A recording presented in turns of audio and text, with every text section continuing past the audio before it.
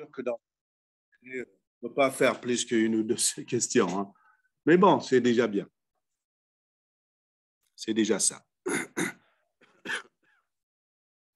Donc, la question de Thierry d'abord, et après, je passe à la question de débat. La question de Thierry, c'est, en fait, il a mal compris ce que je voulais dire par les politiques de libre marché. C'est pas les politiques du free market. C'est une notion importante dans l'économie standard, l'économie des néoclassiques. Thierry, c'est toi qui as posé la question. Hein? Donc, écoute.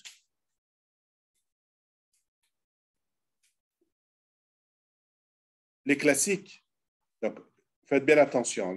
Hier, j'ai bien, à la fin de la séance, j'ai bien distingué ou bien souligné l'importance de la distinction entre les classiques, c'est-à-dire les libéraux ou le libéralisme des classiques, des pères fondateurs, Smith en particulier, et le libéralisme qui est venu après eux, le libéralisme des néoclassiques, n'est-ce pas? C'est quoi la différence entre les classiques néoclassiques et surtout entre le libéralisme des classiques et le libéralisme des néolibéraux? Vous vous rappelez, hier, j'ai presque terminé en soulignant cette distinction entre le libéralisme et néolibéralisme. C'est important, cette distinction. Même si vous ne comprenez pas tout de suite, retenez, c'est une question qui va être un peu enrichie à chaque fois, un peu plus, d'accord? Parce qu'il y a beaucoup de choses dedans. Surtout, ça va se compléter un peu par le cours que je vais faire la semaine prochaine sur l'histoire de la pensée économique. Parce que là, on est en méthodologie pour le moment, d'accord? On n'est pas en histoire, on n'est pas en HPE. On a fait le HF macro, d'accord? Histoire des faits macro dans le monde et en France. Ensuite, on est en train de faire la méthodologie économique, c'est-à-dire la philosophie de l'économie. Et j'espère la semaine prochaine faire l'histoire de la pensée économique. Comment on a pensé à l'époque des mercantilistes, comment on a pensé à l'époque des classiques, comment on a pensé à l'époque des néoclassiques, comment on pense aujourd'hui.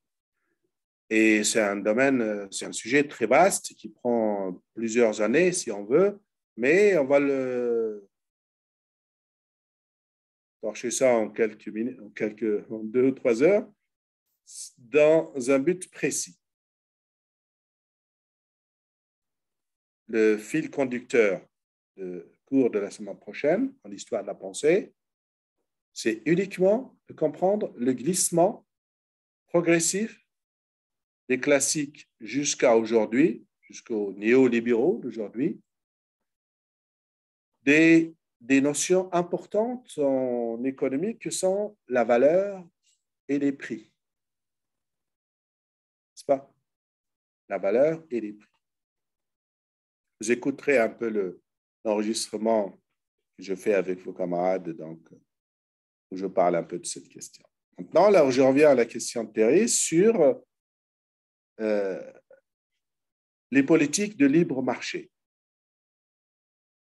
Les classiques considéraient que dans beaucoup d'aspects de la vie économique, dans les échanges économiques, la meilleure allocation des ressources, la meilleure façon que d'acheter et de vendre sans qu'il y ait de l'injustice dans cet échange, c'est le marché. D'accord? Si j'achète et je vends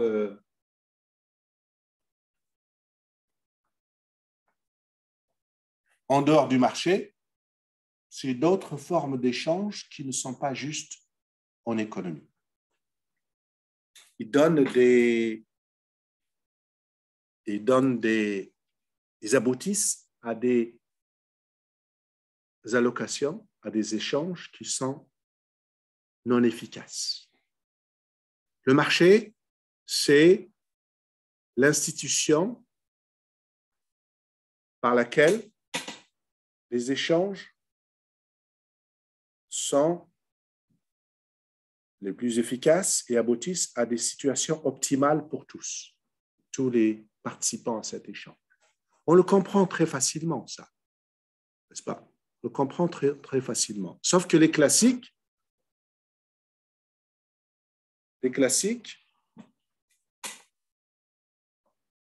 ne voyaient pas le marché comme étant le mode d'interaction de toutes les sortes d'échanges dans la vie économique. Par contre, les néoclassiques ont accordé au marché beaucoup plus de place et ils le considèrent comme le seul capable de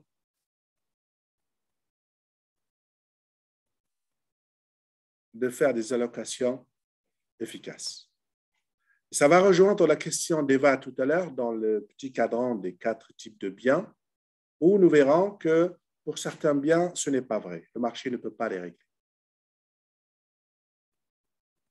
Les néoclassiques, à la fin, ils ont fini par comprendre que ce marché qui doit résoudre toutes les interactions, tous les types d'échanges, finalement, il a ce qu'on appelle aujourd'hui des défaillances de marché. Des défaillances de marché. Je les noterai, moi, dans la suite des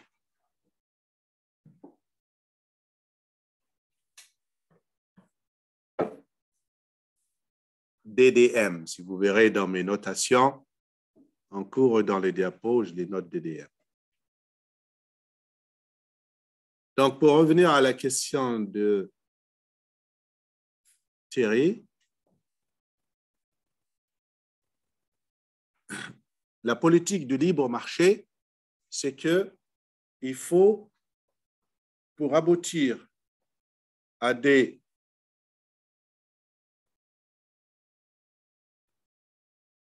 équilibres efficaces dans les échanges, dans la production, dans tout, il faut laisser fonctionner le marché parce que c'est le seul qui permet de faire de la bonne façon ces allocations. Autrement, c'est ou la force, les rapports de force, ou la coercition, ou le vol, ou la guerre. Le marché permet de faire des échanges pacifiés et justes et efficaces.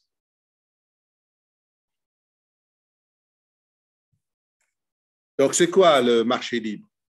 C'est un marché qu'on laisse fonctionner librement, n'est-ce pas? Qu'on laisse fonctionner librement. Il ne faut pas contraindre le marché par un prix fixé, un minimum ou maximum, ou obliger les gens à produire une certaine quantité et pas une autre. Il faut laisser le marché fonctionner librement. Ça s'appelle les politiques de libre marché. Free market policies. C'est important cette notion de marché libre. Alors, il y a une petite confusion ici. Nous verrons tout à l'heure dans la question d'Eva. Parce que je vous ai piégé hier. Je vous ai dit, quand les économistes, enfin les gens disent le marché est libre, je vous ai dit, c'est libre de quoi? Quand on dit quelqu'un est libre, libre de quelque chose. Quelque chose qui le contraignait, il s'en est libéré. C'est quoi cette chose? Vous m'avez dit, c'était, qui peut répondre? L'État. On pense tout de suite à que le marché, pour qu'il fonctionne bien, il soit libre de l'État. En fait, les classiques fondateurs, ils ne pensaient pas à l'État en pensant à un marché libre. Ils pensaient à autre chose qui empêcher le marché d'être libre. Pensez à autre chose. Et cette autre chose, on va la voir dans la question débat. Peut-être que vous le savez déjà. Qu'est-ce qui empêcherait le marché d'être libre si ce n'est pas l'État? Il y a autre chose qui est plus grave que l'État. Si vous ne voyez pas tout de suite, on va la reprendre la question dans la question débat tout à l'heure. Mais je reviens à la question de Thierry, qui n'est pas une question en fait. C'est comme il a fait une confusion. Donc, quand on dit politique de libre marché, c'est l'idée de rendre sa liberté au marché pour qu'il fonctionne correctement et il nous fasse aboutir aux équilibres optimaux. Il donne les meilleures allocations des ressources. C'est-à-dire, un marché, il a des signaux qui s'appellent les prix et qui annoncent aux acheteurs et vendeurs, le producteur, il lui annonce qu'est-ce qu'il faut produire. C'est avec le prix que le vendeur ou le fabricant décide de combien il va produire. S'il n'y a pas de marché, il peut produire trop ou trop peu. Et donc, le marché, il a une fonction informationnelle, fonction d'information. Avec les signaux de prix, il donne aux producteurs et aux acheteurs qu'est-ce qu'ils doivent acheter et qu'est-ce qu'ils doivent produire. Donc, quand on dit politique de libre marché, c'est permettre à cette institution de fonctionner librement. Vous connaissez l'adage très connu français qui est dit comme ça, même dans les textes anglais, laissez faire, laissez aller. Vous connaissez cette expression? Non? Laissez faire, laissez aller. C'est laisser faire le marché. C'est le marché qui permet de résoudre tous les problèmes de location. Est-ce que c'est quoi ta question finalement? Tu as compris un peu mieux, Thierry, ou je précise encore? Voilà, j'étais sûr que tu avais une petite confusion, mais bon, c'est normal, vers la fin de l'heure où je parle vite. Il faut toujours poser des questions quand il y a une chose que j'ai mal ou trop vite expliquée dans le cours, dans le TD. Vous avez le droit de revenir à n'importe quelle autre question, même d'il y a un mois. D'accord? Il ne faut pas se gêner pour ça. Donc, voilà ce point. Donc, sur ce point, je vous ai dit, faites attention. Je l'ai dit dans le diapo, dans l'enregistrement avec vos camarades tout à l'heure, vous allez le voir. Je fais très attention. J'insiste beaucoup sur la distinction entre les libéraux et les néolibéraux. C'est quoi la différence en économie? D'accord?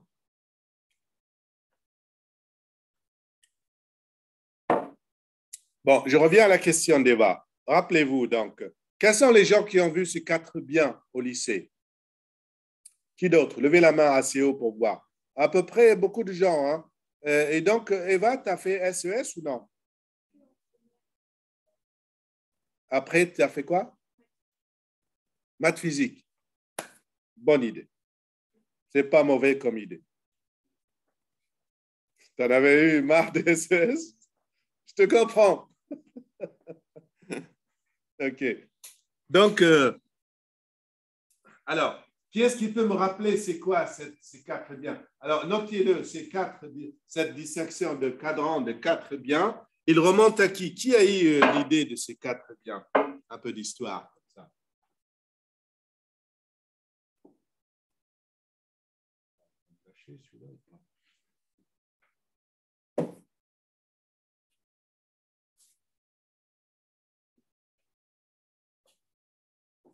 Oh là là là là, casse-pied ce truc.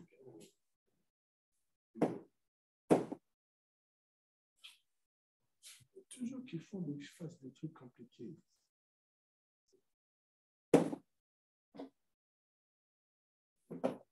OK.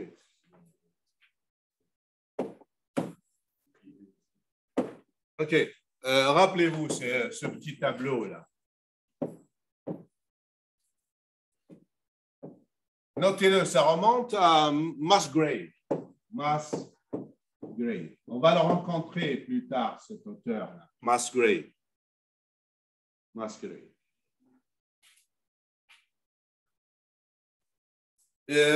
Aussi, Samuelson.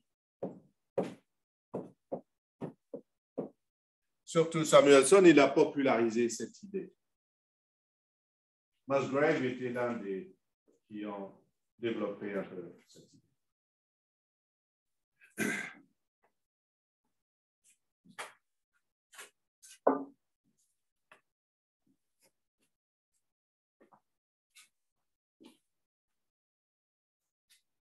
Alors, est-ce qu'on peut changer ce truc?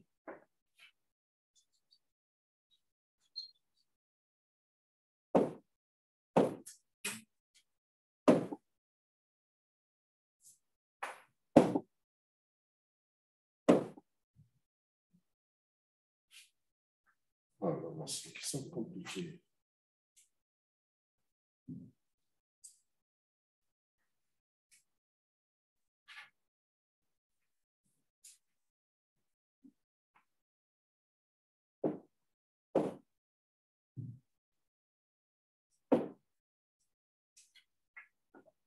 Je voulais faire un fond noir et écrire en blanc pour que ça puisse apparaître sur l'écran d'enregistrement. Je suis pas arrivé. Donc, qui se rappelle comment il y a un critère là et un critère là. C'est quoi ces deux critères? Oui, je t'en prie. Rival, non rival. Alors, rival, non rival.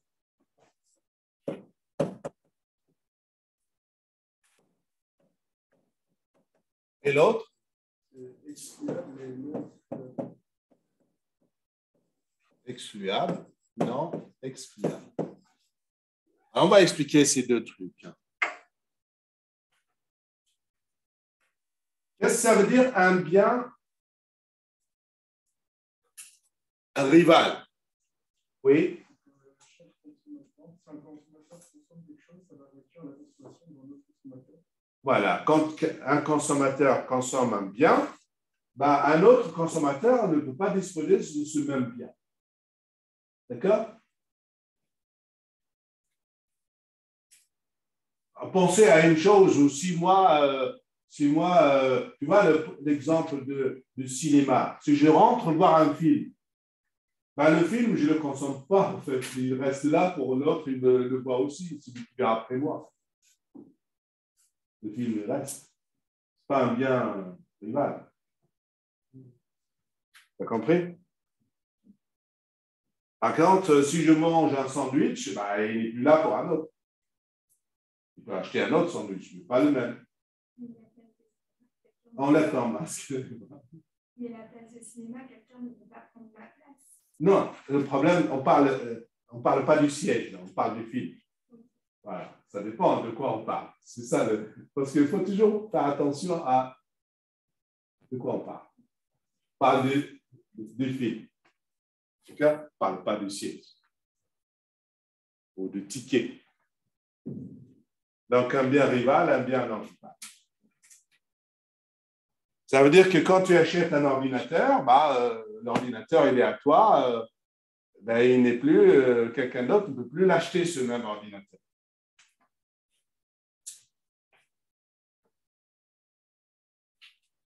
Et ensuite, vous avez les biens excluables ou non excluables. Suitable or not suitable. C'est quoi ça?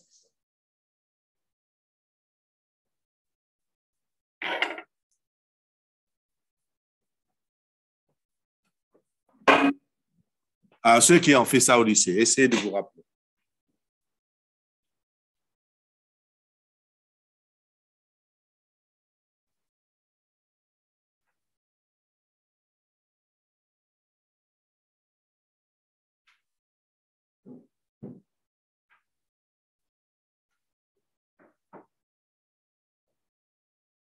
Vous vous rappelez rien?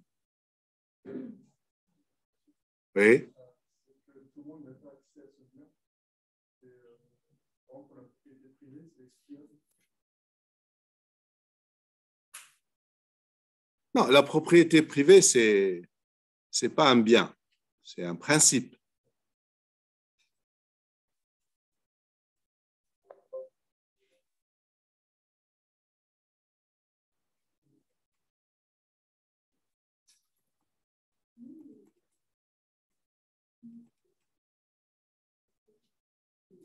Un bien excluable ou un bien non excluable. Oui, vas-y, Gênant.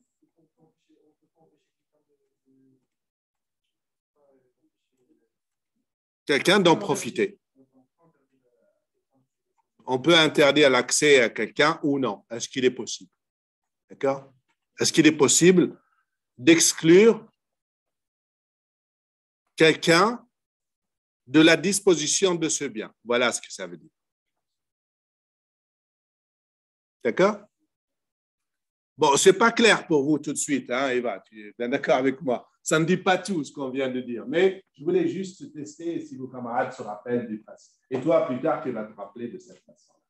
Alors, un bien excluable et un bien non excluable. Retenez bien une chose, s'il vous plaît. Alors, regardez bien. Pourquoi le marché, que j'étais en train d'expliquer dans la question de Thierry tout à l'heure, c'est important. Les politiques de libre marché. Parce que normalement, qu'est-ce qui permet d'exclure quelqu'un de la disposition d'un bien?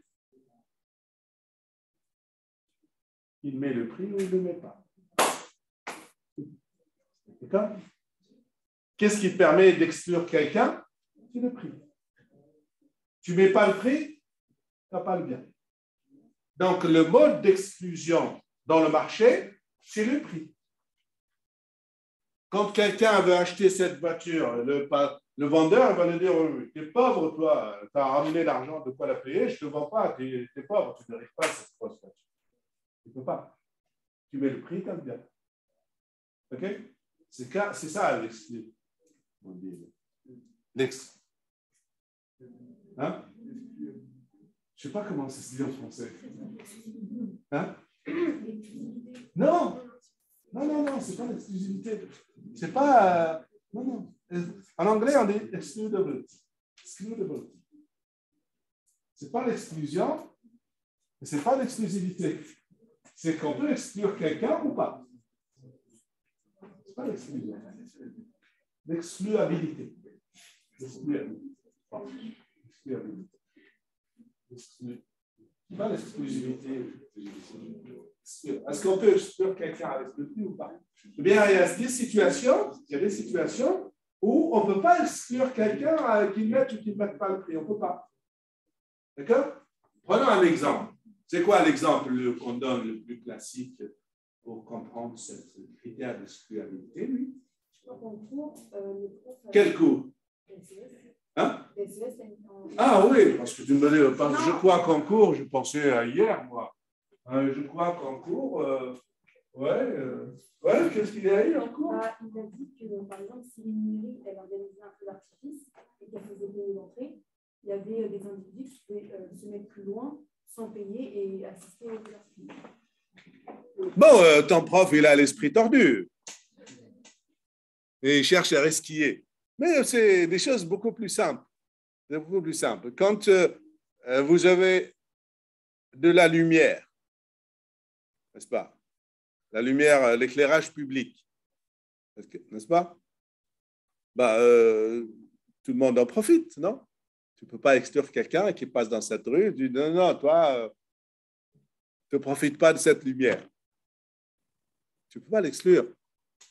Alors, qui a payé cet éclairage public? C'est les gens qui ont payé les taxes pour la mairie. N'est-ce pas?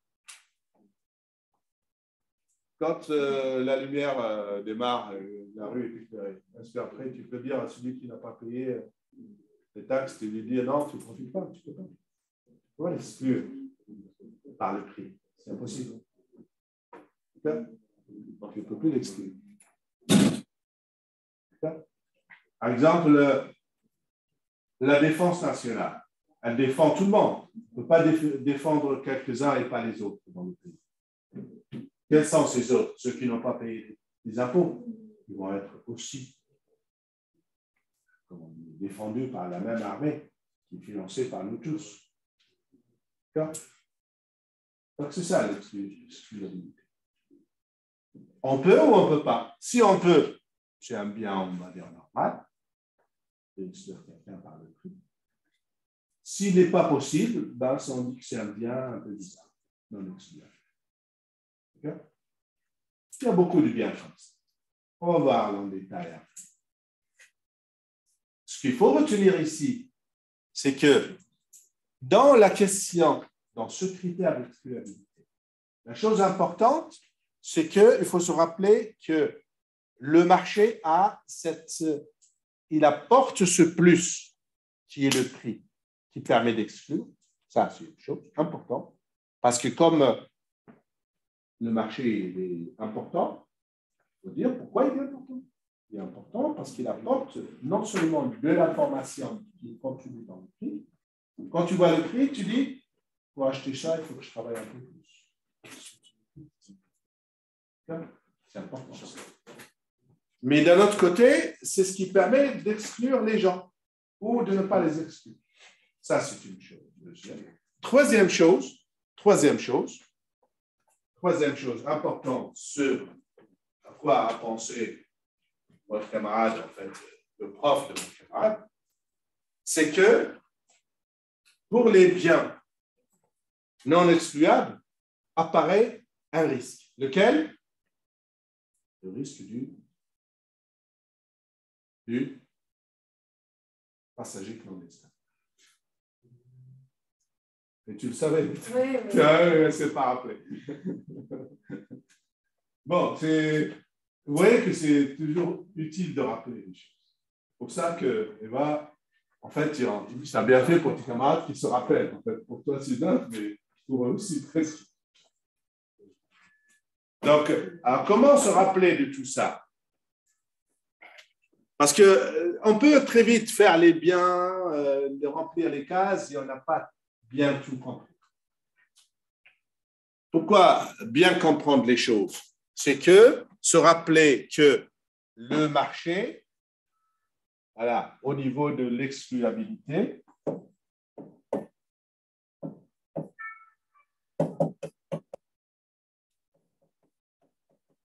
il faut se rappeler, que l'avantage du marché, je note comme ça le marché, l'avantage du marché, c'est qu'il apporte, les prix, qui est une information précieuse pour toi, acheteur, et pour lui comme vendeur.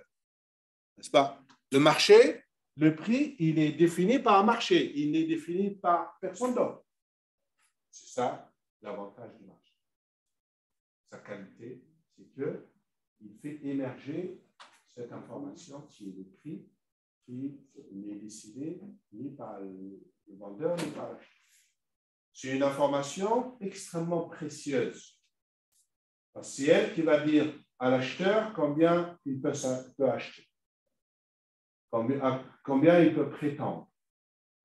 Et ça dit au vendeur combien il n'a pas intérêt à produire plus ou moins. Et c'est ça la qualité du marché, c'est cette information et l'allocation de ressources selon ces prix, l'allocation. N'est-ce pas? Il y a plein de choses à dire sur le marché avec ce prix, plein de choses. Normalement, vous devez les voir en microéconomie. Que le fonctionnement d'un marché tout seul, c'est le travail de la microéconomie. D'accord? Marché de voiture, marché d'un bien X, Y, un bien abstrait, X, un bien X. Il y a un marché, une offre, une demande. C'est là qu'on apprend tout sur le marché. Et donc, l'avantage, c'est que le prix, c'est ce qui permet l'exclusion. Le prix, c'est ce qui permet de faire le tri entre les acheteurs de ce bien. Tu ne mets pas le prix, just go away. Tu n'as pas le prix, tu ne rentres pas. Tu n'as pas le prix, tu ne consommes pas. Ça veut dire que, regardez bien, par rapport au raisonnement qu'on a fait hier, vous vous rappelez, j'ai parlé de justice hier. Eh bien, ce raisonnement-là, pour les classiques, ce raisonnement-là, vous pouvez le sentir que pour eux, le marché, c'est un mécanisme de justice. Vous le sentez, ça? Non? Parce que si je te dis, par exemple, j'ai une boîte de nuit, les gens qui rentrent dans la boîte de nuit, vous avez fait cette expérience, connard de leader, il dit, toi, non. Mais putain, j'ai le prix. Mais toi, non. Tu rentres. Tu vas en foutre, je ne sais pas. Les filles n'aiment pas ta gueule. Tu rentres pas. Ici, le prix, ce n'est pas une relation de marché. Une boîte de nuit. D'accord? Si je rentre dans le magasin pour acheter un pot de yaourt, est-ce que tu peux me dire ta tête ne me plaît pas, je ne te vends pas? Tu ne peux pas. Qu'est-ce qui permet d'exclure ici? C'est le prix. Tu payes, tu prends le pot de yaourt. D'accord? Donc, la relation acheter un pot de yaourt, c'est une relation marchande. Et dans la relation rentrer dans une boîte de nuit, qu'est-ce qui vous paraît la relation la plus juste? Comment? Parle plus fort. Qu'est-ce qu'il parle? Acheter. Acheter une pot de yaourt. C'est une relation plus juste que rentrer dans un club. Parce que le boîte de nuit, c'est un club. Vous comprenez pourquoi l'histoire de club tout à l'heure? On n'est pas arrivé tout de suite. Mais pour te dire que l'avantage, parce qu'on n'est pas en train de parler que des biens, on est en train de parler de qu'est-ce que le marché apporte. Il apporte un élément de justice. Bon, le mot justice, je vous ai expliqué hier que ce n'est pas au sens juridique, hein, au sens de, qui peut me rappeler le mot que j'ai utilisé? Fairness, équitable.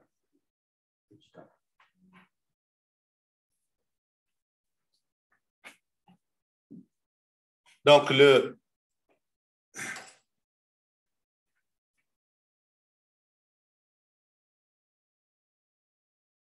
et donc, ça, avec ça, si on a compris le marché, parce qu'il y a plein de choses à dire sur le marché. Hein.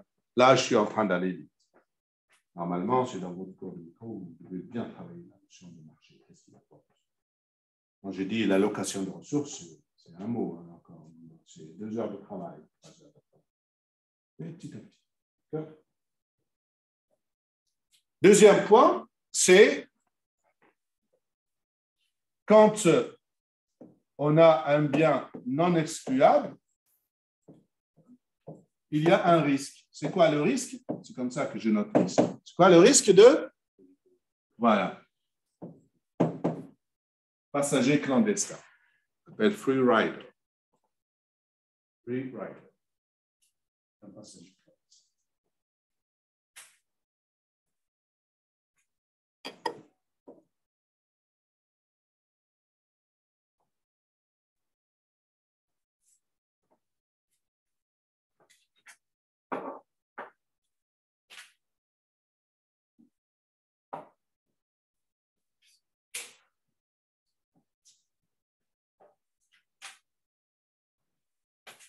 Et quand on parle de rivalité,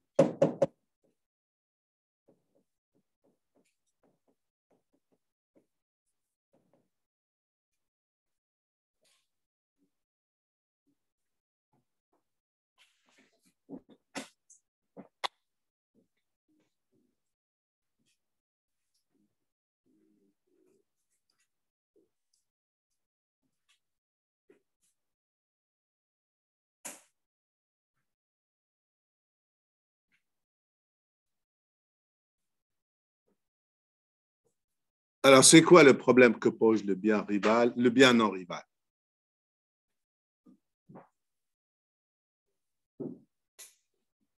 Hein?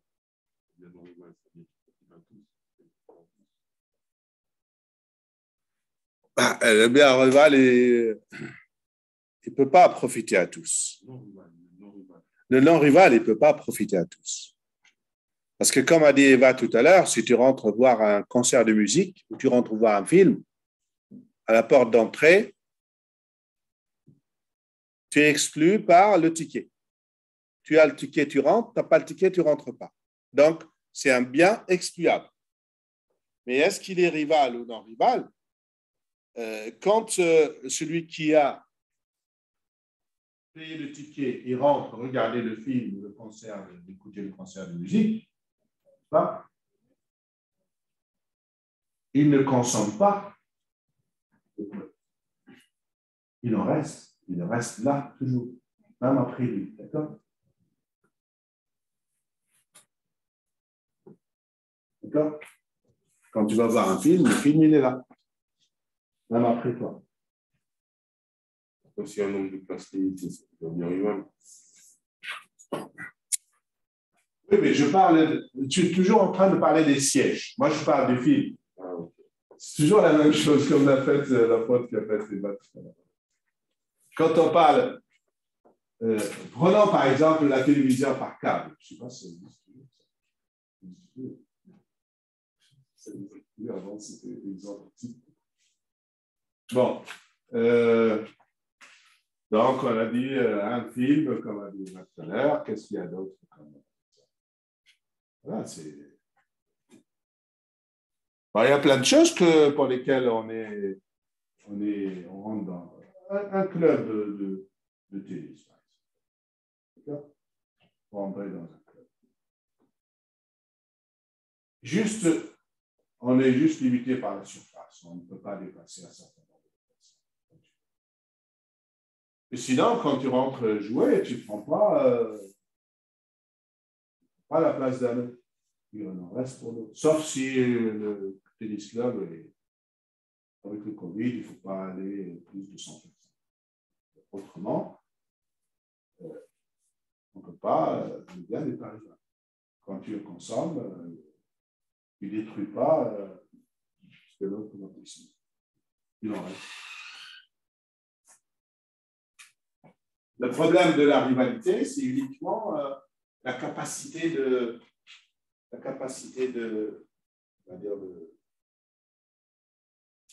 surface ou de volume ou de nombre de places. C'est ça le contrainte. Quand on dit le bien il est rival, c'est le bien que nous connaissons. Quand tu as acheté ça, ben, ce même objet il n'est plus disponible pour toi. Ça là. Oui. Fais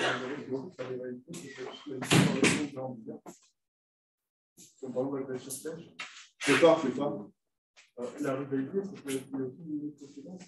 Enlève ton masque un petit peu pour parler clairement. Il y a aussi une conséquence avec la rivalité, c'est la disparition d'un bien, comme par exemple avec la surpêche. Ça fait une diminution de certaines espèces, et du coup, le consommateur a accès à ce bien.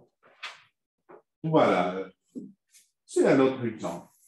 Un autre exemple de lorsque tu pêches dans la mer.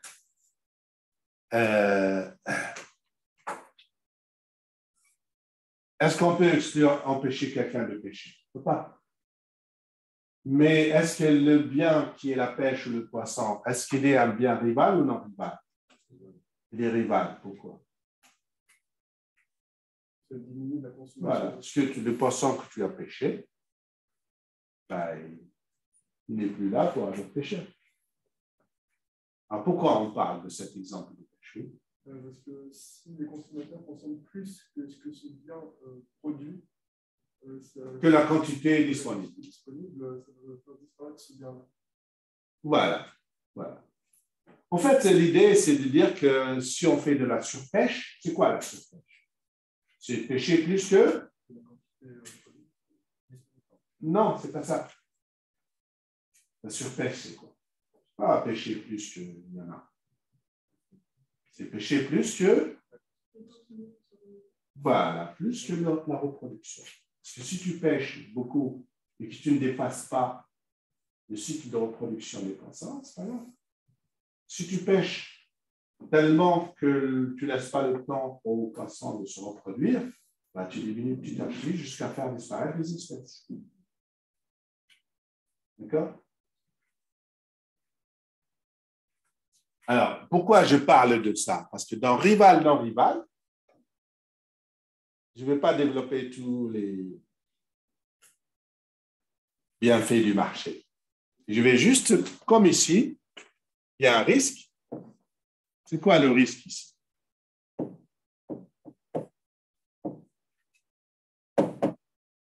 Le risque, c'est quoi? Le risque d'un bien qui n'est pas rival. Comme le poisson. C'est quoi le risque? Parce qu'il ne suffit pas de connaître la logique, qu'est-ce que ça veut dire chaque case, n'est-ce pas? Ça ne suffit pas de connaître ça. Parce qu'on a bien compris, la chose la plus simple, ici, c'est quoi? Un bien qui est à la fois excluable et rival. C'est quoi? C'est tous les biens et services, on va dire normaux, n'est-ce pas, que nous connaissons, et que le marché les gère très, très bien. Le marché les gère très, très bien. D'accord? Les gère de manière à la fois efficace et juste. Le marché, c'est le meilleur pour ce type de bien. D'accord? Alors, pourquoi on parle des autres cases? Parce que justement, les autres cases, si on laisse fonctionner seul le marché, ben, il se plante. C'est ça le risque. D'accord? C'est ça le risque. Le risque, c'est de dire que le marché ne peut pas tout régler. Alors, chaque type de bien, il a son risque. Les biens non excluables, c'est le risque des passagers clandestins. Ici, dans la non-rivalité, il y a un risque qui est très important en économie et qui a fait couler beaucoup d'encre, qui a fait faire beaucoup de réflexions. Vous avez bien compris et remarqué que si on laisse librement les gens pêcher comme ils veulent, puisque tu parles tout à l'heure de politique de libre marché, le danger ici, c'est la surpêche. Qu'est-ce qui va dire à quelqu'un, ouais, tu ne pêches pas parce qu'il n'en restera pas pour l'humanité? Tu dis, je n'ai rien à prendre pour l'humanité. Tu le laisses faire et ça veut dire que le marché qui est censé mener la société vers un équilibre ou une situation qui est la meilleure. On dit optimale, optimale. Et bien, il se trouve qu'il nous mène vers, au contraire, vers une situation très, très désastreuse. D'accord? Donc, la surpêche, c'est un exemple. Ce risque-là, parce que regardez bien. Alors, regardez, je n'ai pas voulu faire un cours sur le marché. Le marché, normalement, l'aboutissement, en anglais, on dit the outcomes, le résultat, est considéré comme quelque chose de optimal. C'est-à-dire quelque chose qui est bon pour tout le monde. Ça veut dire que quand on ne produit pas trop d'un bien, c'est que c'est mieux comme ça. Si on produit plus, ce n'est pas bon. Si le marché a décidé que l'on produise tant de voitures, c'est que plus, ce n'est pas bon pour la société. C'est l'idée que non seulement le marché est juste fait, mais en plus, il fait la bonne allocation des ressources. Il dit combien il faut produire. Pas seulement pour le producteur, pour son intérêt propre, mais aussi pour la société. C'est la meilleure quantité. Il ne faut pas dépasser si le marché a décidé de faire ça. Ça, c'est au niveau de la philosophie économique. On considère que le marché aboutit à des équilibres optimaux. D'accord? Optimum pour la société. Bien sûr, c'est une prévention. Sauf que,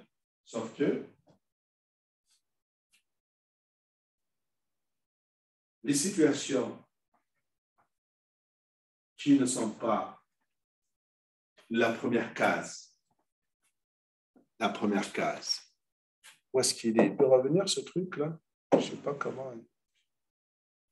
On ne peut plus retrouver moi, ce que j'ai fait? Ça me casse les pieds, cette histoire.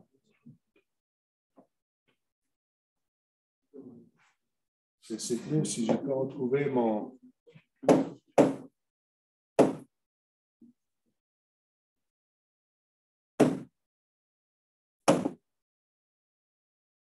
Oh là là là là là, c'est compliqué ici.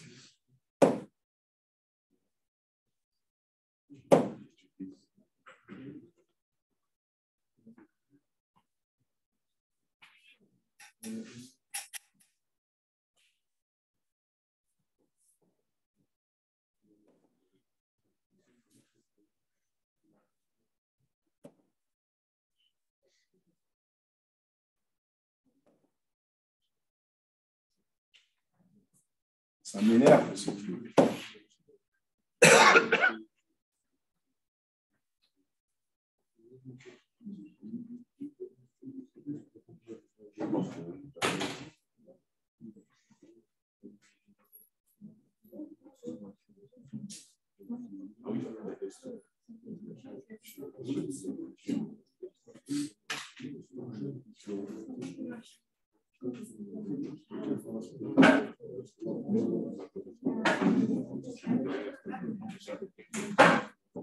Ça m'énerve. Il faut sauvegarder tout ce qu'on a dessiné. Je ne sais pas comment le retrouver.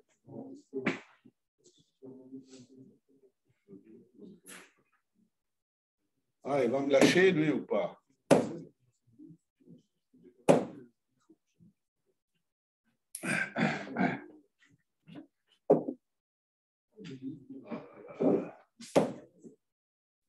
Bon, allez, je vais garder mon sang-froid, OK? Je ne vais pas m'énerver. Hein? C'est écrit dessus?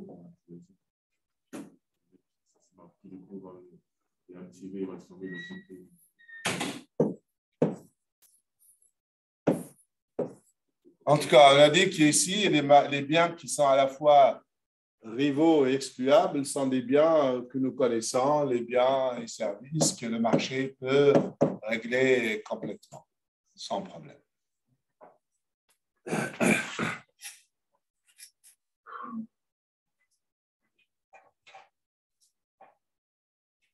Donc, quand un marché, c'est très important ça à rappeler, très important,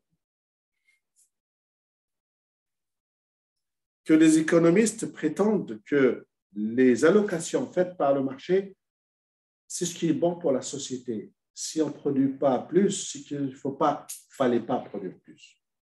D'accord? C'est non seulement une question de fairness et d'équité. Tout le monde est traité de la même pied d'égalité. Mais en plus, c'est ce qui est bon pour eux tous, pour toute la société. On peut produire plus, mais il ne faut pas. C'est ça la notion d'optimum. C'est un optimum social. C'est ça la prétention de l'économie. C'est totalement faux. Hein? Pour moi. C'est comme ça que les économistes considèrent que le marché, pour les biens à la fois rivaux et excluables, that's not the market's job. C'est tout. Laissez le marché faire. Vous connaissez l'expression laisser faire, laisser aller. Hein? C'est ça. Laissez le marché. Ne faites pas de plan. Ne dites pas aux gens produisez tant, plus ou moins. Non. Laissez le marché faire. Comment? Comment ça? Ben, si tu laisses le marché faire, le marché. Non, mais je ne te parle pas de société d'aujourd'hui. Parle fort pour tes camarades. Si on prend en compte le marché actuel, il n'est pas libre. Lequel? Lequel? Parce que là, on a divisé 4 types de biens. Tu parles de quel bien? Est-ce que le marché allez, pas celui-là. Le marché quand tu vas manger un sandwich. Est-ce qu'il est libre? Et pourquoi tu me dis qu'il n'est pas libre? Moi, je te parle, pour les économistes, il y a 4 types de marchés. Ils considèrent que le premier type, le premier là, à la fois excluable et rivaux, pour eux, il faut laisser le marché, il fait bien son travail. Et il est libre. Il faut le laisser libre. Il ne faut pas le contraindre. Par exemple, tu ne peux pas dire aux marchands qui vendent les kebabs, tu lui dis, écoute, les étudiants sont là et il faut en faire 200 de plus qu'hier. Et tu dis, non, non, ce n'est pas une bonne chose. Ce sera du gaspillage, il ne faut pas en faire moins, ce serait... Non, c'est le marché, il laisse fonctionner librement. C'est le prix qui va monter ou descendre qui va dire au vendeur et à l'acheteur qu'on met plus ou moins et vendre plus ou moins, on fabrique plus ou moins. D'accord? Maintenant, tu me dis le marché aujourd'hui n'est pas libre, il faut que tu me donnes des exemples. Tu vas trouver qu'ils sortent du petit carré de produit. Lesquels, par exemple? Qu'est-ce qu'il a? Comme vous l'avez dit, il y a des normes. Attention, ne me dis pas comment vous l'avez dit. Tu vas me dire quelque chose de contraire de ce que j'ai dit, tu me dis comment vous l'avez dit. Vas-y. Il y a une quantité qui est fixée, une quantité de voitures à produire qui est fixée. Qui l'a fixée? Tu me dis une quantité qui est fixée et tu ne sais pas qui l'a fixée. Moi, je pense qu'il n'y a pas de quantité fixée. La quantité fixée, en Union soviétique, on dit qu'il ne faut pas fabriquer tant de voitures dans les pays libres. Hein. Qui t'a dit qu'il y a une quantité fixée? Tu me dis il y a une quantité fixée et après tu me dis j'en sais rien. Il faut savoir de quoi tu parles. Moi, j'ai envie de discuter avec toi. Il faut que je discute. On ne peut pas discuter si tu me dis une chose et tu me dis je ne suis pas tout seul. Il faut apprendre la discussion aussi. Hein? Non? Il faut apprendre la discussion. Si tu as une idée derrière la tête, essaie de l'exprimer.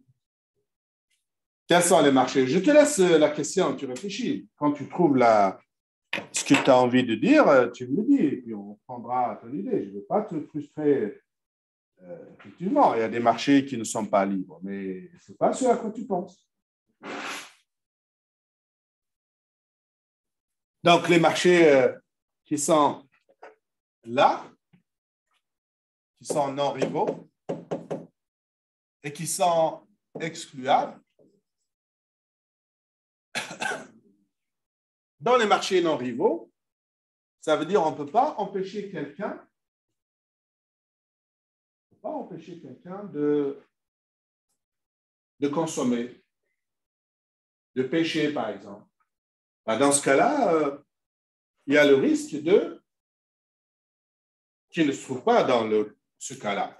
C'est le risque de surproduction. C'est tout. Ou le risque de surconsommation.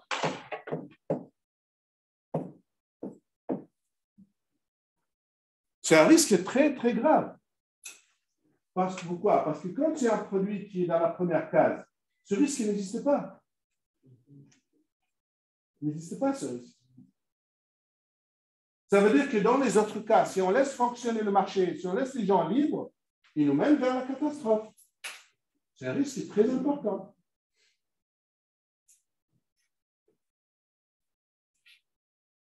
Vous avez compris un peu? Il ne suffit pas de distinguer les 4 cases. Il faut dire quels sont les risques si on laisse fonctionner le marché dans ces cases. D'accord? Okay. Ça, c'est les risques ce n'est pas juste la rivalité, c'est aussi excluable. Le problème, c'est que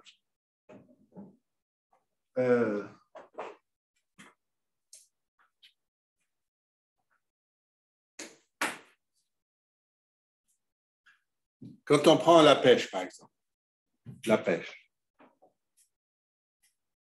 l'activité de pêche, elle n'est pas excluable. Enfin, elle n'est pas excluable. On ne peut pas exclure quelqu'un. Donc, ça veut dire qu'on est ici.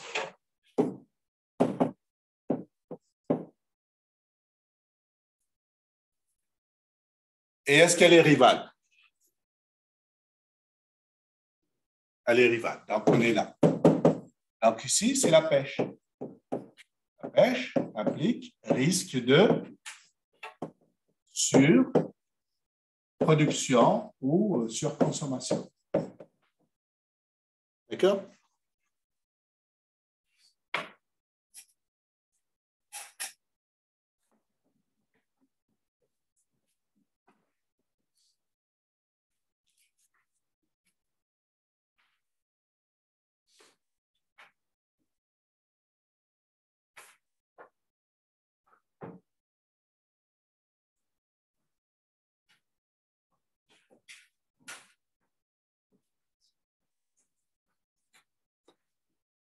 Comment s'appellent ces biens-là? Ils portent un nom. Ces biens-là, on les appelle des biens privés. Alors, on va dire quelquefois même des biens privés purs. Le premier bien ici, celui qui pose presque pas de problème, c'est les biens privés purs. D'accord?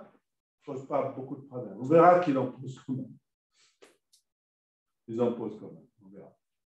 Et c'est ceux où le marché fait bien, plus ou moins bien son. On laisse le marché, ce n'est pas grave.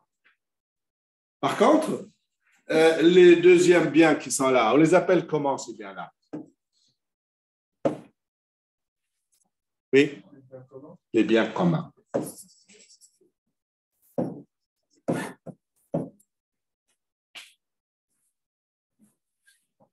On les appelle aussi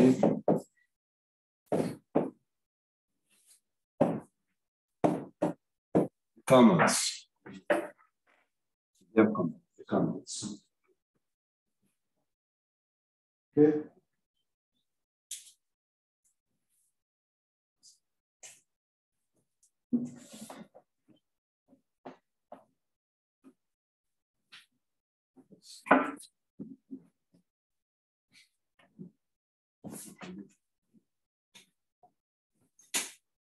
Il y a beaucoup de sortes de biens communs. C'est un sujet très important actuellement en économie.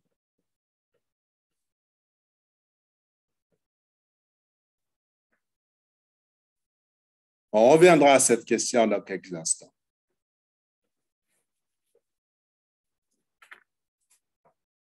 Et ces biens-là, comment on les appelle? Les biens comment? Hein? Club.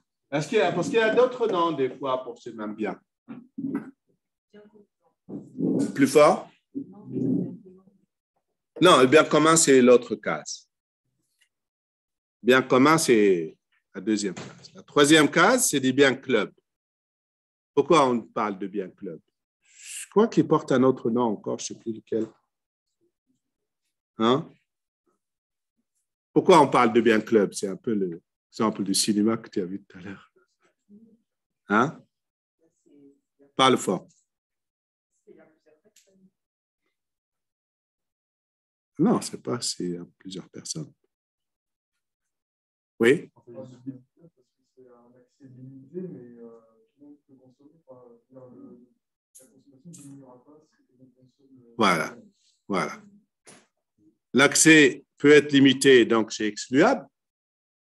Mais en même temps, quand les gens qui ont été admis dans le club et consomment, le bien ne dépérit pas. Si c'est le film ou le tennis club ou autre chose, ça ne disparaît pas.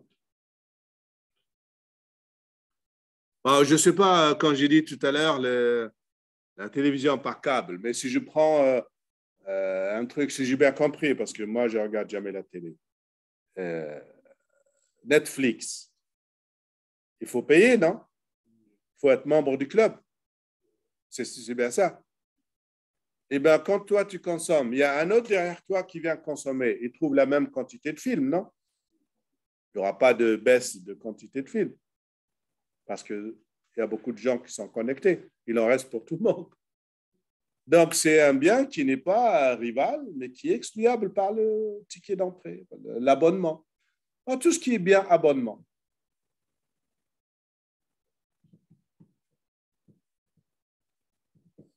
Bon, il ne faut pas prendre l'abonnement de la SNCF ou de la RATP. Parce qu'à partir d'un certain moment, tu trouves les rames pleines à craquer.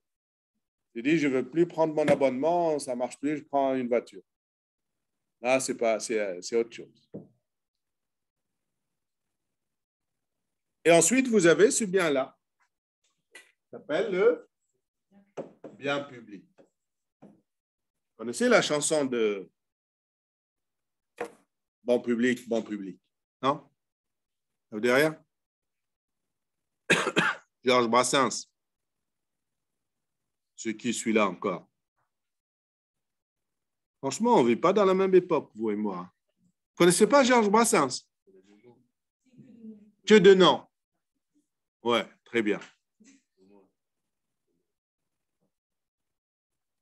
Est-ce qu'il est barbu ou moustachu? Il n'est pas barbu, ce n'est pas un hipster. C'est un moustachu, très célèbre de ses moustaches. OK. Allez. Les biens publics. Qu'est-ce qu'ils ont de particulier, les biens publics? On peut pas. Non, en regardant en termes des deux critères, s'il te plaît. Est-ce qu'il est excluable ou non? Est-ce qu'il est rival ou non? Ben, c'est le type de bien qui n'est ni excluable ni rival. D'accord? C'est des biens qui sont ni excluables ni rivaux. Ça veut dire que tu ne peux pas exclure quelqu'un, n'est-ce pas?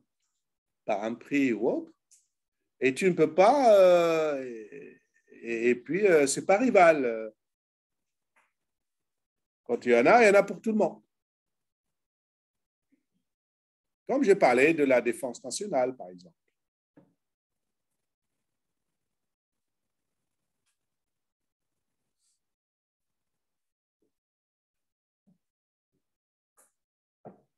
Et les biens qui rentrent dans cette catégorie, qui vont nous intéresser, je l'espère, dans le cours sur l'écologie, c'est l'air pur. Le fait de respirer un air pur, l'air est un bien public. Il ne faut pas exclure quelqu'un, ouais, toi, tu ne payes pas d'impôts, tu ne respires pas. Ce n'est pas possible. Il ne faut pas exclure. Et quand on respire, normalement, ce que l'on respire, il en reste pour les autres. D'accord? Donc, c'est un bien qui n'est ni rival, ni excluable. Pourquoi c'est intéressant dans notre cas, le deuxième et le quatrième, les biens communs et les biens publics, parce que ce sont les biens où, dans lesquels on trouve tous les problèmes que pose le changement climatique.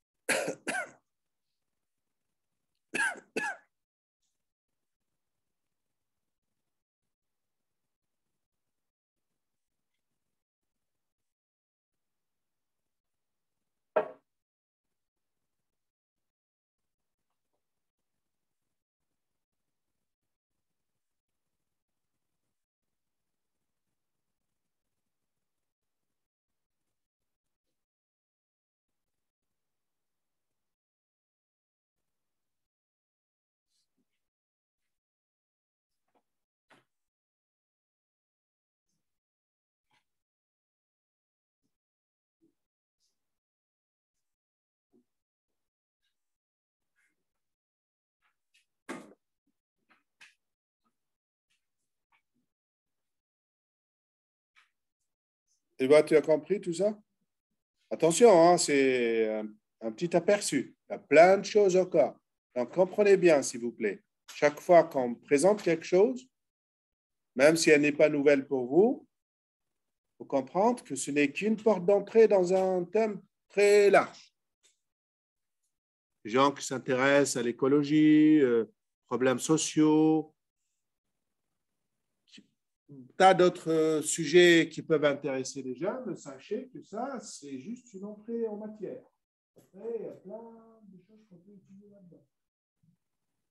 Donc, moi, je constate que vous êtes assez adulte pour voir si vous avez un truc qui vous accroche et tout, essayez d'approfondir.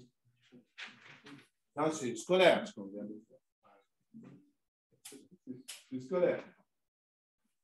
Et comment ne pas rester scolaire? C'est relier ça avec vraiment le raisonnement économique, comme les risques que j'ai soulevés, risques de surconsommation, de surproduction, n'est-ce pas? Et approfondir ces questions-là, parce que quand on dit ça, on n'a pas tout dit. Et ici, aussi, il y a un risque.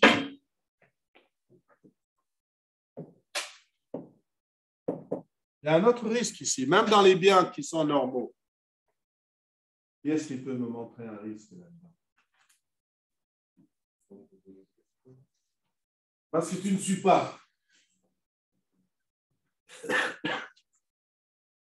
J'ai dit que Si on reste un peu superficiel, on a l'impression que, voilà, les 4 cases, l'exemple de chaque case, ça ne suffit pas. Il y a plein de choses qu'on peut approfondir, qu'on peut discuter.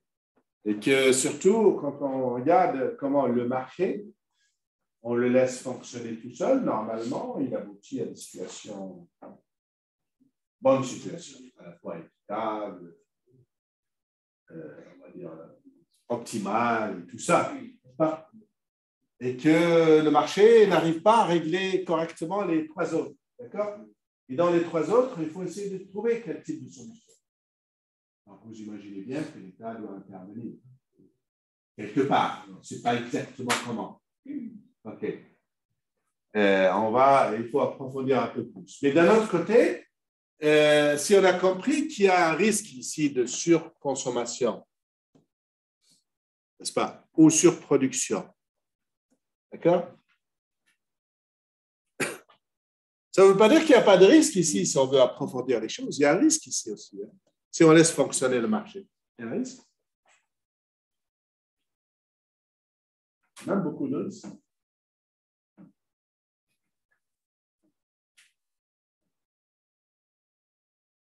Il y a des biens qu'on appelle des biens sous tutelle. Notez-le parce que c'est des choses qui ne sont pas faciles. Des biens sous tutelle. Des biens sous tutelle. Ce sont des biens dans lesquels, si on laisse fonctionner librement le marché et les gens, ils vont les sous-consommer. Donc, on les oblige à les consommer ou on les incite à les consommer. Parce que si on les laisse libres, ils vont consommer moins que la quantité optimale. Et c'est qui la tutelle ici? La tutelle ici, c'est l'État. Il prend en charge l'objectif de pousser les gens à consommer de certains biens qui sont un intérêt pour eux. D'accord? Vous pouvez imaginer un peu? Non? C'est d'imaginer. Si on laisse les gens libres, ils ne vont pas consommer de certaines choses qu'on considère qu'ils devraient en consommer plus. Et c'est pour ça que l'État se charge d'encourager ou de subventionner ces biens pour que les gens les consomment plus. Parce que c'est dans l'intérêt de tous, oui. Excellente réponse. Les vaccins. Les vaccins. Si on laisse les gens libres, il n'y aura pas 20% de vaccinés. Après, vous connaissez un peu les réfractaires. Hein? Alors, c'est que quelque part, il y a des personnes qui disent, moi, mon intérêt, c'est que je ne les consomme pas. C'est bien là, d'accord? C'est son intérêt personnel. Et on a vu que l'économie de marché, c'est le propre intérêt personnel de quelqu'un, l'égoïsme, qui fait le bonheur de tous, n'est-ce pas? Vous l'avez bien compris ça. Mais dans un cas d'épidémie, mon intérêt, je consomme, je ne prends pas ce vaccin. Mais sauf que si on regarde collectivement, si chacun raisonne comme ça, l'épidémie sera dévastatrice. Donc, si chacun pense à son propre intérêt, eh bien, l'intérêt social ne se trouve pas. Vous êtes d'accord? Donc, c'est pour cela que même dans les situations de marché de biens qui sont excluables et qui sont rivaux, le marché, quelquefois, il nous mène vers des catastrophes. On appelle ce type de bien le bien sous tutelle. D'accord? L'État fixe des obligations. On oblige les gens à se vacciner.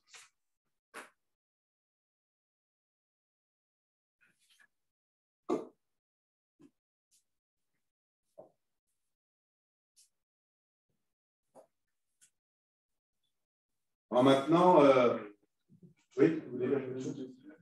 Les assurances, elles rentrent dans quel domaine? Dans les biens clubs ou pas? Il y a une certaine fiabilité, genre, Très bonne question. Excellente question. Tu acceptes, c'est ça? Oui. Ah, je n'oublie pas les noms des stars. Je n'oublie pas les noms des stars.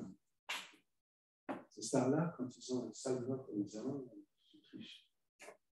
Je ne le dis à personne.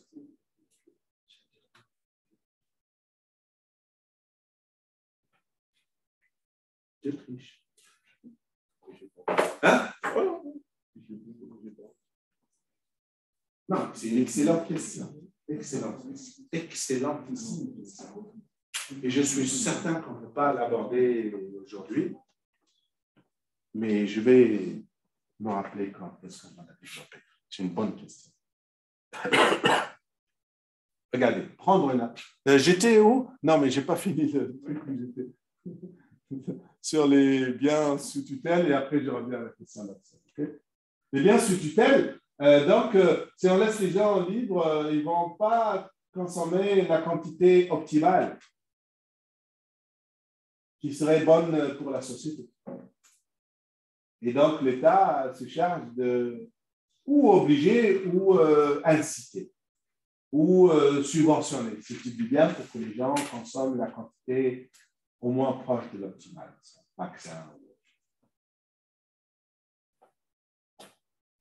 Un exemple de bien sous tutelle. Ça, c'est la ceinture de sécurité. C'est un bien sous tutelle. Vous êtes jeune, vous demandez à vos parents, ce n'est pas obligatoire. N'est-ce pas? Demandez à vos parents, ils vont vous dire non, ce n'est pas obligatoire. Et je vous imaginez pas les Français, quand on leur a obligé de mettre la ceinture de sécurité progressivement au début, que le chauffeur. Hein. Et c'était le tollé, les gens ne voulaient pas du tout. Ne voulaient pas du tout.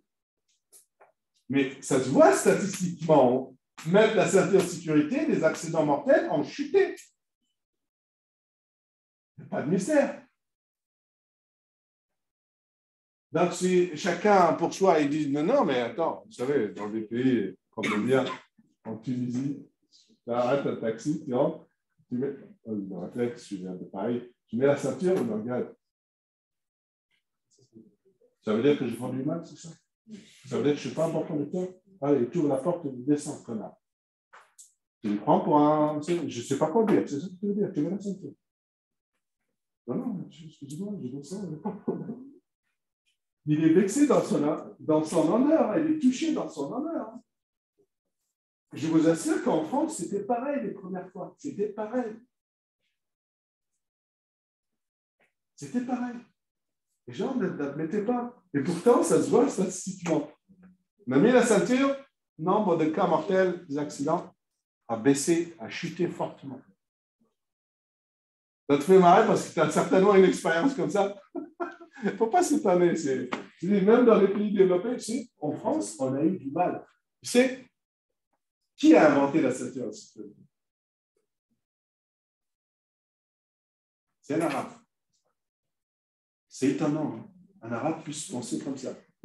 Si je suis raciste en disant ça, mais c'est un candidat aux élections américaines qui s'appelle Ralph Nader. Vous connaissez Ralph Nader? Qui est-ce que le connaît? C'est un candidat plusieurs fois aux élections américaines. C'est un Libanais, d'origine libanaise. C'est lui qui a inventé la ceinture de sécurité. Il a inventé de toutes pièces. Il a dit dans son programme, le président, le candidat, il faut obliger les Américains à mettre la ceinture de sécurité. Personne ne l'a cru, personne ne l'a suivi. C'est plusieurs, mais vraiment des années plus tard qu'on a dit, merde, c'est quand il n'a pas tort. Et ils ont obligé la ceinture de sécurité. Bien sûr, au départ, ça a mal marché, et après, c'est tout le monde. Même derrière, il faut mettre la ceinture de sécurité. En France, on a mis un temps fou. Mais un temps fou pour accepter que le deuxième passager, on appelle ça la plaque du bord, hein, pour qu'ils mettent la ceinture de sécurité, je crois que c'est 10 ans après la ceinture du chauffeur. Parce qu'on veut aller doucement. Les gens n'acceptent pas. L'intérêt public de la société va dans un sens et l'intérêt privé ne va pas dans le même sens, contrairement à ce que disait Smith. Contrairement à ce que disait la main visible. Donc, Ça a disparu encore? Ah, et pourquoi tu ne l'as pas dit? Hein? Tu n'as rien dit. Tu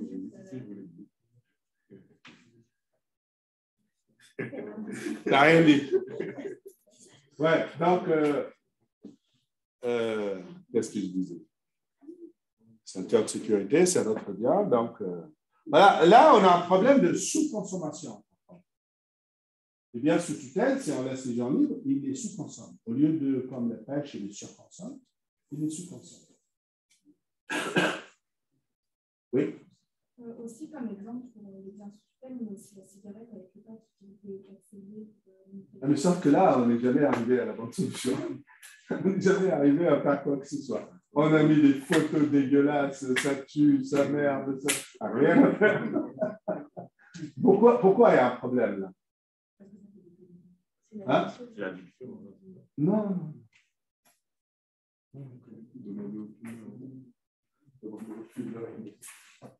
Non, il y a un problème là. Ah, parce qu'ils avaient mis des prix, enfin, ils ont augmenté les prix, mais pas d'un coup. Pas d'un coup. Par exemple, je ne sais pas, le paquet de cigarettes avant coûtait 5 €. Progressivement. Oui, voilà. Les gens ne sentent pas oui, la progression. Oui. Genre là, un paquet de cigarettes, il coûte 10 €, mais avant, admettons, s'il aurait coûté 5 € et il serait passé à 10 €, bah, les gens ils auraient arrêté parce qu'ils auraient senti la différence. Mais... Là, on a trouvé la réponse. Mais c'est pas. Et tu crois qu'en multipliant tout d'un coup le prix par 2, les gens vont arrêter? Bah, moi, on m'avait dit ça, c'est vrai que ça... Non, mais je te parle j'aime pas que les gens me répondent, on m'a dit ça, c'est pas ce que je voulais dire. Tu discutes, tu me dis, et on m'a dit ça. Qui t'a dit ça? Bah, les gens qui fument.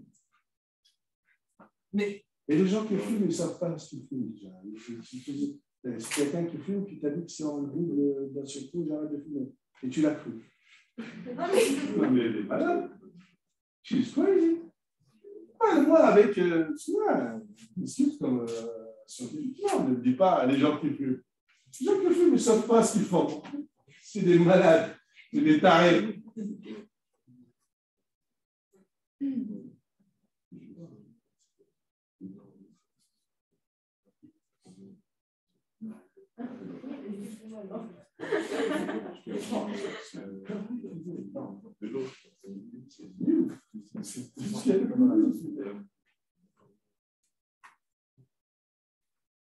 Donc, le moyen de... Bon, l'explication de fumer ou pas fumer, c'est les lobbies de cigarettes. Les lobbies de cigarettes. Les lobbies de cigarettes est très, très fort. Vous voyez l'histoire. Pour montrer et accepter que la cigarette fait du tort à la santé des fumeurs, il a fallu un temps fou pour que les lobbies ne s'opposent pas à cette... Ils ne voulaient pas. Ils ont financé des milliards pour obtenir des résultats de recherche qui disent que la fumée de cigarette ne tue pas, n'aggrave pas la santé des gens. Des milliards qu'ils ont dépensés. Donc, il faut regarder de ce côté-là. Côté des lobbies.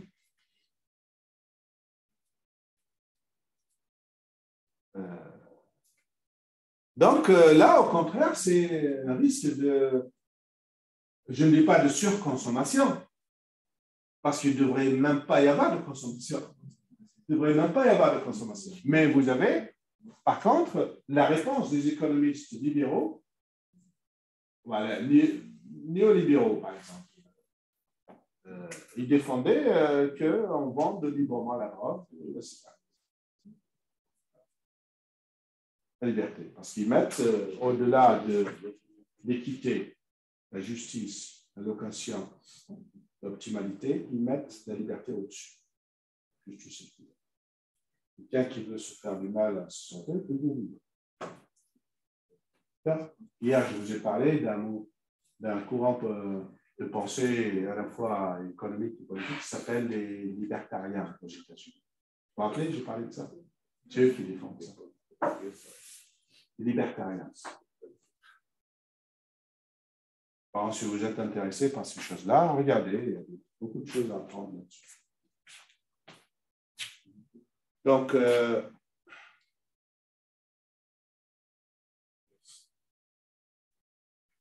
Maintenant, si vous voulez, si on revient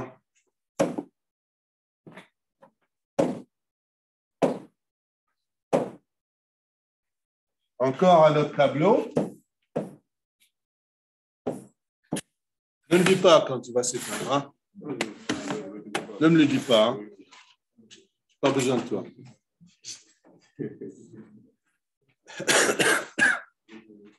Donc, j'ai posé une question dans le TD, mais c'est juste pour vous pousser à chercher. Une question sur Garrett Harding. Qui est-ce qui voit cette question dans le TD? Et une autre question sur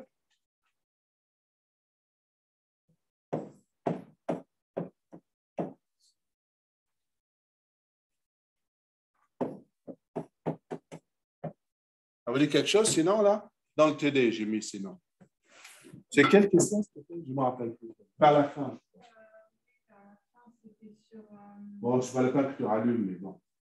Je ne sais plus comment je l'ai posé la question. Tu as un document devant lui? Expliquer la tragédie des communs selon Garrett Harding.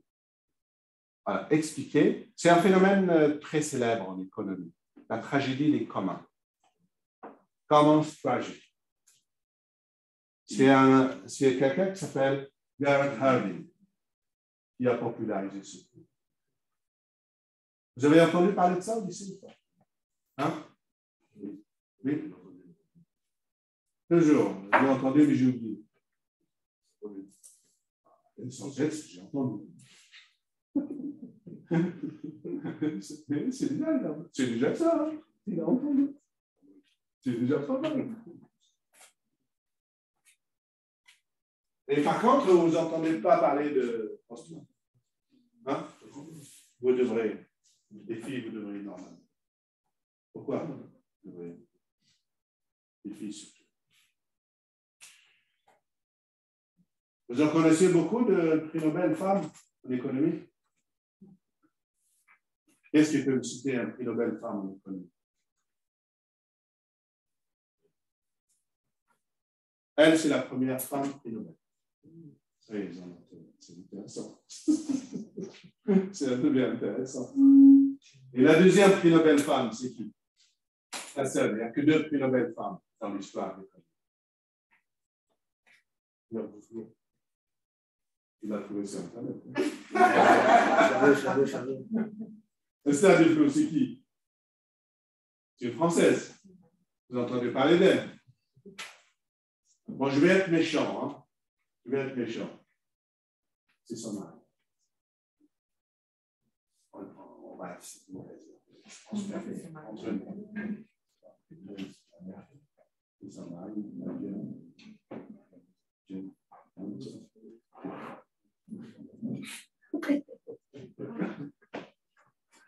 Bon, on rigole un peu. C'est une chance. Donc là, c'est pas enregistré. Si on entend.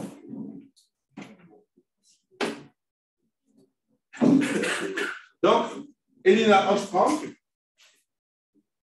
la première prix Nobel, hein? On va dire la seule, presque. Elle a fait exactement le contraire de ce qu'a fait Garrett Harding. Alors, quelqu'un se rappelle ce qu'a dit Garrett Harding? Ce n'est pas un économiste, hein? C'est un biologiste, agronome, un truc comme ça. Le raisonnement économique un peu de courte vue. Mais c'est un argument qui a été extrêmement exploité, très exploité par les économistes libéraux. C'est quoi l'idée? L'idée, c'est que les commons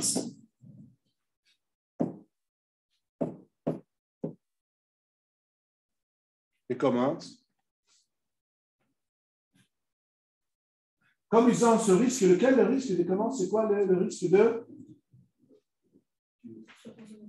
surconsommation ou dans le cas de la pêche, on va dire tout simplement surexploitation. On revient à la même chose. Et donc, on risque de... Alors, Gareth Hardin, il est remonté un peu dans des cas qui touchent plus les gens et surtout des cas historiquement on va dire, étudiés. Et qu'est-ce qui a étudié les Closers en Angleterre, l'histoire anglaise? Vous avez fait l'histoire anglaise? Est-ce que vous avez fait l'histoire des Poor Laws, la loi sur les pauvres anglaise? Est-ce que vous avez fait l'histoire des Enclosures? Les enclosures en français. Les enclosures. Non, ça ne dit rien. Bon, c'est une histoire, peut-être que vous l'avez entendu d'une autre façon. L'histoire que des paysans, quand ils vont laisser paître leurs troupeaux dans les prairies, n'est-ce pas? Une prairie, elle est ouverte à tous. C'est un peu un... Non, c'est pas un bien commun. C'est un commun. Tout le monde peut entrer, n'est-ce pas? Tu ne peux pas exclure quelqu'un de laisser ses vaches, n'est-ce pas?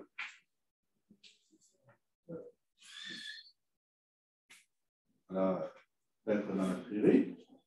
Et c'est un bien donc rival aussi. Pourquoi rival? Parce que si on mange une vache ou un mouton, il y en a moins par l'autre mouton. Ou une autre vache, d'accord? Donc, il y a un risque de surexploitation de la prairie. Et comme dans l'histoire de l'Angleterre, il y a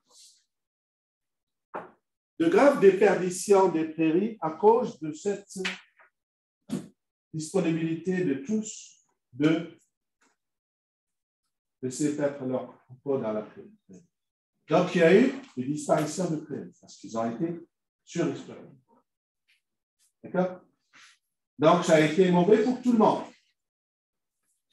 C'est ça ce qu'on appelle la tragédie des communs.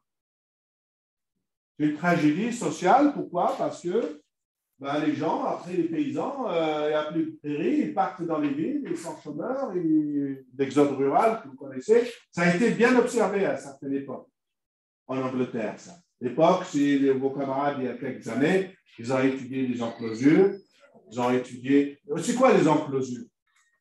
C'est mettre des clôtures autour des prairies, c'est ça. D'accord? Mettre des clôtures. Et pour mettre des clôtures, c'est comme mettre la ceinture de sécurité. Il a fallu, c'est des révoltes du paysan contre ça. Quand tu mets des clôtures, ça veut dire qu'ils ont... C'est quoi l'idéologie libérale qui a commencé à cette époque? Pas l'ultra-libéral, le néolibéral, les libérales. Les économistes défendaient l'idée que pour ce bien-là, c'est quoi la tragédie du bien? D'où est-ce qu'elle vient? Elle vient du fait que c'est des communs. La solution, c'est quoi? Il y a des biens privés. Les gens qui achètent près des clôtures, il faut payer les gens. Et ça, quand on fait rentrer le marché peut régler cette question. Vous voyez l'importance de politique de libre marché? Vous voyez? C'est ça. Comment le marché peut résoudre ces tragédies? C'est très important comme question politique et sociale ou économique. Et donc, les libéraux, ils considéraient que les problèmes de ce genre, il faut introduire un marché et surtout introduire le principe de droit de propriété. Il faut qu'il y ait une propriété privée. Si on laisse quelque chose qui appartient à tout le monde, ça ne marche jamais. Et cette idée est restée ancrée, mais vraiment impossible à la déconstruire, à l'attaquer. Parce qu'elle est prouvée par l'histoire, prouvée économiquement, presque mathématiquement, et tous les gens en économie, ils apprennent le marché, ils apprennent l'importance du marché, ils apprennent cette question de tragédie des commons. jusqu'à ce qu'arrive Elinor Ostrom. Elle dit c'est complètement. Qu'est-ce qu'elle a fait pour avoir obtenu le prix Nobel?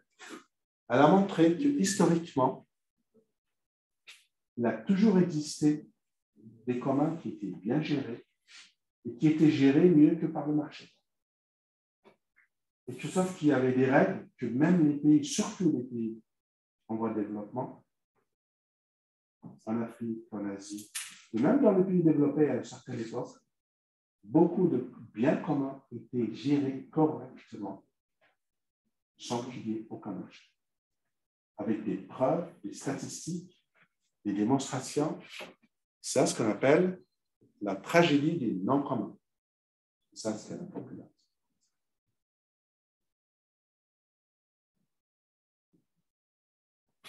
Donc ça demande de la lecture de votre part. Comprenez? Comprenez que je ne peux pas traiter ces questions à chaque fois 1 heure ou 2 heures dessus. Ce n'est pas possible. Mais vous devez comprendre que si je pose des questions dans les TD, ce sont des mises en bouche pour vous. Remarque que vous n'avez jamais faim. C'est juste pour vous donner de l'appétit d'aller chercher.